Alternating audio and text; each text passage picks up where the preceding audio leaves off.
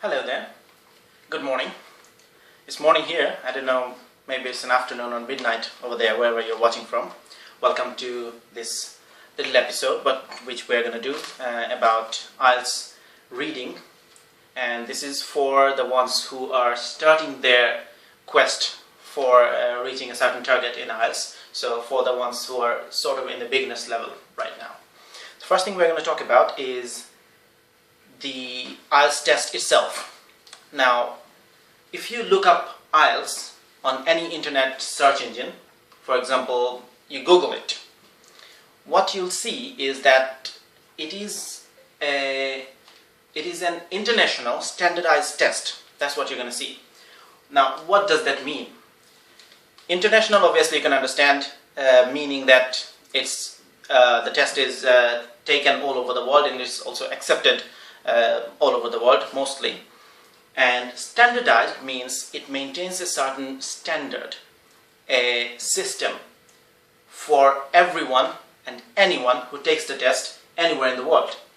Now, what that goes on to show is that it has a system that works for everybody anywhere in the world. Now, if you know the history of IELTS, obviously it has changed over time, but for the last few years it hasn't changed. What does that tell you? It tells you that the test, the system that is in place, has been working for the last few years. Otherwise it would have changed. If there was a system to beat the system, it would have worked. If there was any tricks, as some institutes might promote, if those tricks would have worked in tricking the system to get someone a score higher than that they should get, what would have happened is the IELTS authorities would have changed the system. But the test that is in place, the structure, it hasn't changed over the last few years. That means it's working, right? So if you are thinking that you would be able to learn few tips and tricks and you would be able to beat the system and get a higher score, that is unlikely to happen, in the sense that if you are at a level where you would probably get 5 or 5.5 in IELTS, you can't really learn some tricks and get 7.5. Do you know what I mean? So let me tell you something. I get a lot of emails every day because of my YouTube videos. I do get a lot of emails every day. Now, in those emails, a lot of emails sound something like this, roughly, is that I took IELTS once, I got 5, but I need to go to Canada or wherever, and I need a score of 7, or something like that.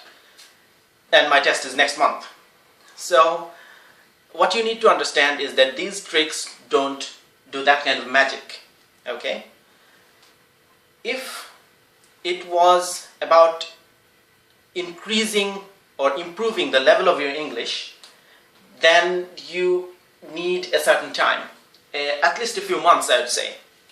If you have a few weeks or a month, you can learn the tricks. What they would do is make sure that you don't make any unforced errors. What that means is, if you are good enough to get 6 in IELTS, learning these techniques and these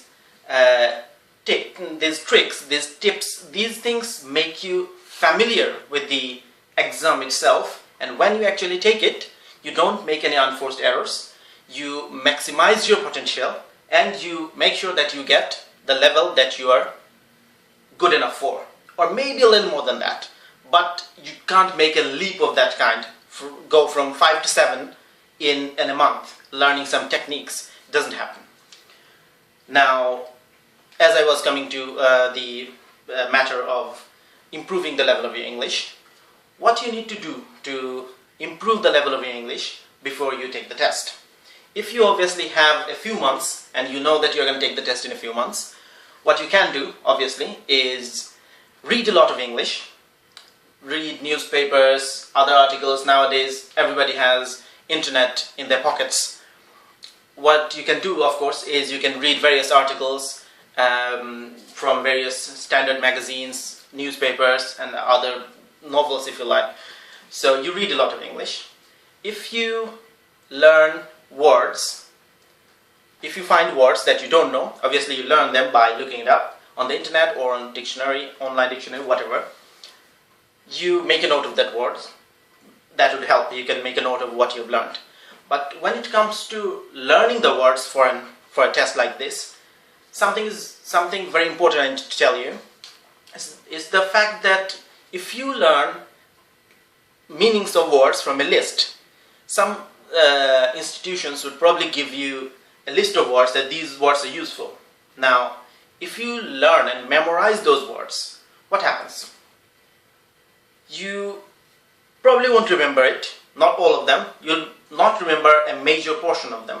If you do remember whatever you manage to, you would find it very difficult to apply them. So I would always suggest, and I do always suggest to all the candidates, learn words from the context. Read something, find a word that you don't know, look it up, know the meaning. That way you know the example. Otherwise, if you do learn a word from a particular list or somewhere where there is no context, look it up on the internet, find an example, and make sure that you know how and where you can utilize it.